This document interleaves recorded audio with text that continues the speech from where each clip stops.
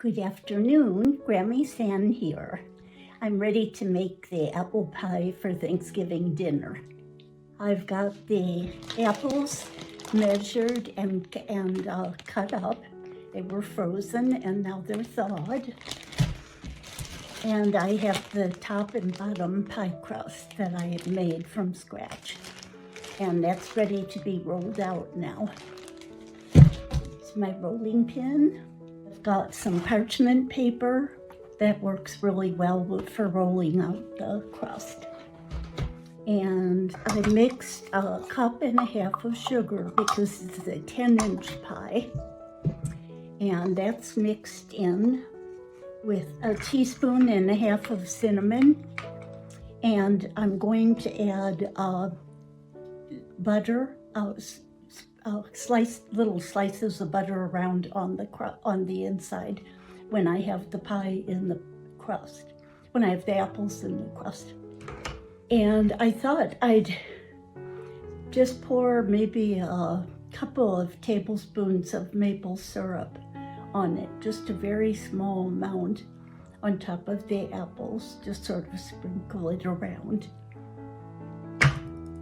My recipe for apple pie from my very old cookbook has a 9-inch pie, and it calls for 3/4 to 1 cup sugar, 1 teaspoon nutmeg or cinnamon or nutmeg, 6 to 7 cups sliced pared apples, and 1.5 tablespoons of butter. So I added a slightly more than a cup of sugar, about a teaspoon and a quarter of cinnamon, and I have 8 cups of sliced apples, and 1.5 tablespoons of butter. I kept with that. I have a Tupperware measuring rollout, and it tells you the different widths of the pie, the circumference of the pie crust. So I'll be doing the 10-inch one, rolling it out to the 10-inch. And I'm going to tear off the parchment paper. I've got a large piece so that I can do the crust.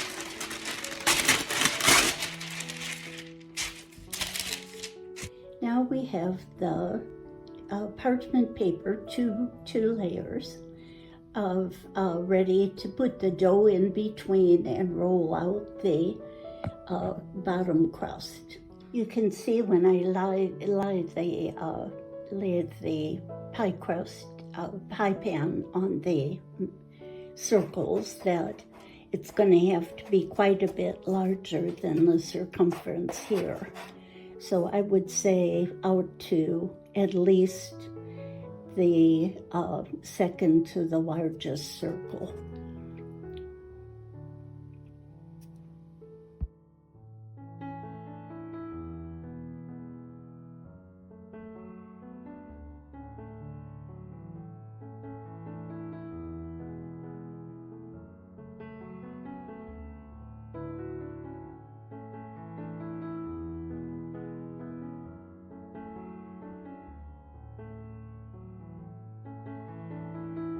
As you're rolling, you could easily be thinking, well, maybe the pre-made pie crust would be a better deal.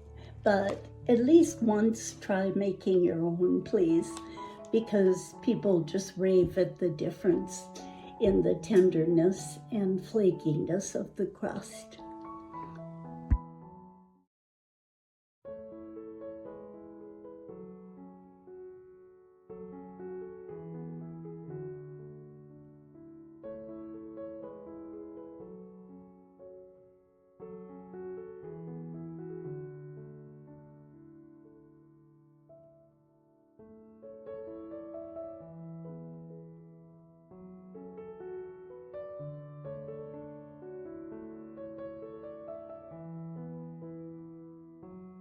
I forget how soothing it is to roll out a pie crust.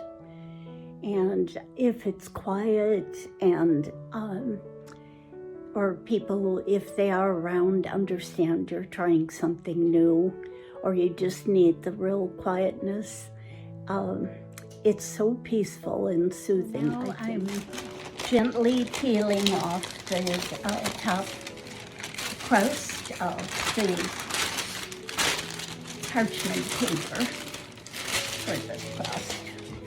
And here we have the top crust.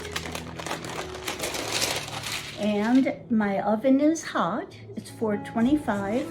I've got my sugar and cinnamon mixture, and I'm going to add the apples to it. And then pour the apple and the sugar mixture into the bottom crust, and down the top of the apples with this amount of butter. I'll be cutting little pieces and sprinkling it around on the top of the pie. Now I'm pouring the sliced apples into my sugar mixture.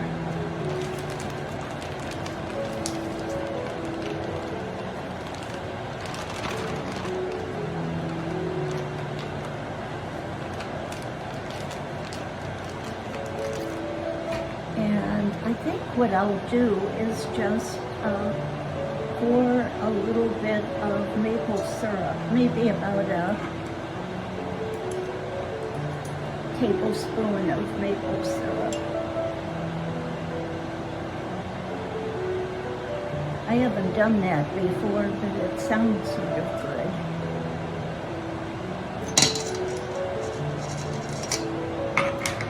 This is pure maple syrup. There's nothing quite like it. Now I'm going to be mixing this in.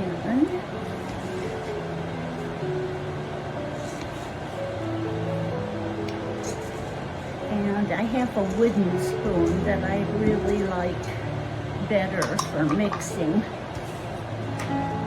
Does a really good job. People used to use them all the time. And then there was mention in news and cooking sites that the wood carried germs. And then recently I've heard that the wood does not hold the germs. You just wash it by hand. After you use it, let it dry naturally. You don't put them in the dishwasher. And they're actually very healthy. That's what I've heard.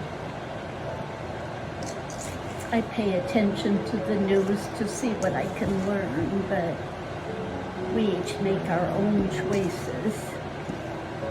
And there's my sweetened apples. And I'm going to put it into the bottom pie crust. Pour again. I've turned on my vent fan because 425 is quite a high heat. Most of my cooking is at 325.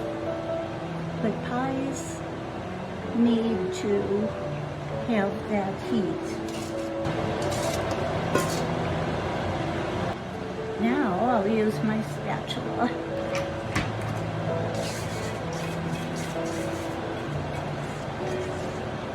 We want to be sure we get all that maple syrup. And I distribute the apples around just a little bit.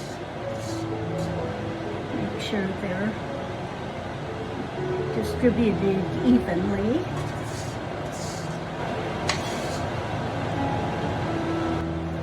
And then I'm going to dot the top of the pie with butter. I've washed and dried my hands already. a little piece, just maybe a quarter teaspoon, and just dot it around the edges. I'll show you when I have it all in place.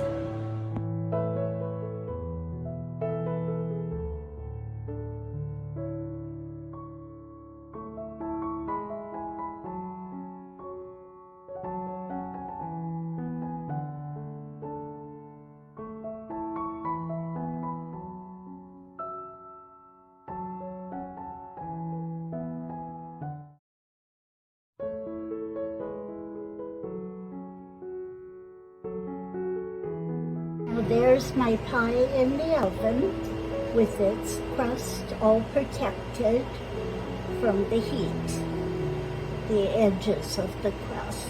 And the pie will bake 50 to 60 minutes in this 425 degree oven. I'll set the timer and keep an eye on the pie. Watch that it doesn't get too brown. Now, I'm no expert baker, and you'll develop your own style. You'll do things your own way. Just do yourself a favor and make it peaceful and quiet when you start. Allow twice as much time as you think you're gonna need when you try something new. And enjoy it, be peaceful. It's good exercise rolling a pie crust. It uses your core muscles. So, see if your family loves it. I think they will. Just make sure you do it when you can be peaceful, because you can't rush some of these things. Here's the pie. I've taken the edges, the foil off of the edges, and the timer went off, and it's bubbled over a little bit into the foil. You can see some of the liquid there around the edge of the pie, and it's going to be very, very hot. So I'm going to turn off the oven and leave the door open and let it cool a little bit before I try to take it out, because it's sitting on the foil and it's dripped over a little bit, and I don't want to create a hot mess. So I'll show you when I'm getting it out.